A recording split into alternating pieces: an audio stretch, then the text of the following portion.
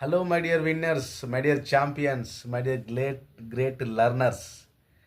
So డబ్బు సంపాదించడం నేర్చుకోవడం కంటే ఆ డబ్బుని ఎలా కాపాడుకోవాలో, ఎలా నిలుపుకోవడం నేర్చుకోలేకపోతే మీరు జీవితాంతం ఎంతో కష్టపడి సంపాదించిన మీ డబ్బు కూడా వృధా అయిపోతుంది.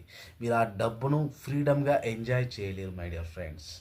సో ఇప్పటి యువత ఎక్కువగా చేసే తప్పేంటంటే అవేర్నెస్ లేకపోవడం వల్ల డబ్బు సంపాదించడమే గమ్యం అని అనుకుంటారు. కానీ ఆ డబ్బు వస్తే వెంటనే ఖర్చు చేస్తాం విచ్చలవిడిగా. ఒక ప్లాన్ లేకుండా, ఒక క్రమబద్ధీకరణ లేకుండా, ఒక ప్లానింగ్ లేకుండా, సేవింగ్స్, ఇన్వెస్ట్మెంట్స్ లేకుండా లైఫ్ స్టైల్ మొత్తం పెంచుకేసుకుంటారు. 20,000 జాబ్ వస్తే 40,000 ఫోన్ కొంటాడు. 50,000 జాబ్ వస్తే 10 లక్షల కారు కొంటాడు.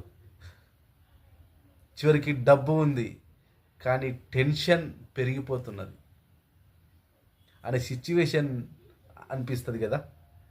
దీనికి సొల్యూషన్ చాలా సింపుల్ మై డియర్ ఫ్రెండ్స్. సంపాదించిన డబ్బులో, మీ శాలరీలో, మీ బిజినెస్లో 30% సేవ్ చేయండి. చిన్న మొత్తమైనా పర్లేదు, ఇన్వెస్ట్మెంట్ ప్రారంభించండి. ఖర్చుకు ముందు ఇది అవసరమా లేదా, ఇది నా కోరికనా, ఇది నిజంగా నీడ్ ఉందా లేదా అని మీకు మీరే ప్రశ్నించుకోండి.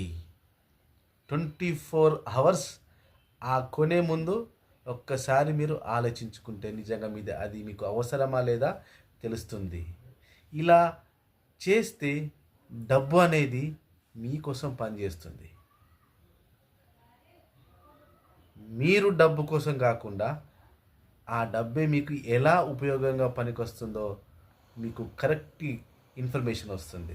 ఇప్పుడు మీరు చెప్పండి, మీరు డబ్బు సంపాదించే పైన ఎక్కువ ఫోకస్ చేస్తున్నారా, లేక దాన్ని నిలుపుకోవడం పైన? కామెంట్ చేయండి.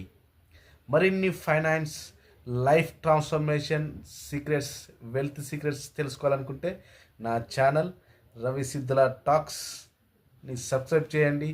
ఈ వీడియోని మీ ఫ్రెండ్స్కి షేర్ చేయండి. ఎందుకంటే డబ్బు మాత్రమే సంపద కాదు my dear friend, freedom and peace of mind కూడా సంపదే.